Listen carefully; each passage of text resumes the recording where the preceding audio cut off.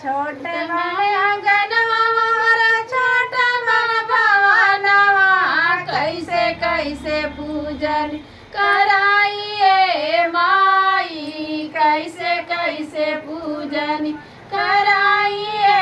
माई कैसे कैसे पूजनी हमारे पूजनिया में ब्रह्मा जी आइले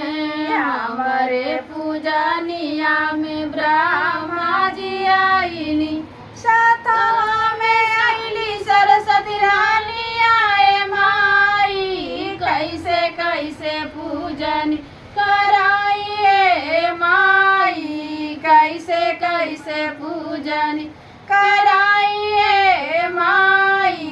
कैसे कैसे पूजनी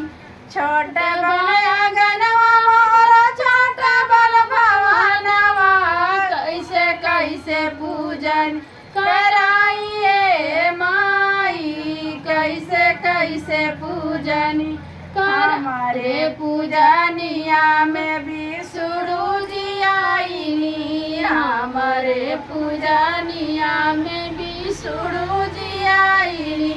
सातवा में आइली लक्ष्मी रानी आए माई कैसे कैसे पूजन कराइए माई कैसे कैसे पूजन कराइए माई कैसे कैसे पूजनी छोटे बड़े आंगनवा मोरा छोटे बड़ भवनवा कैसे कैसे पूजन कराइए माई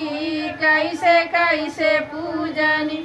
हमारे पूजनिया में भोले जी आइली हमारे पूजनिया में भोले जी आइली सातवा में आइली गौरा रानी आए माई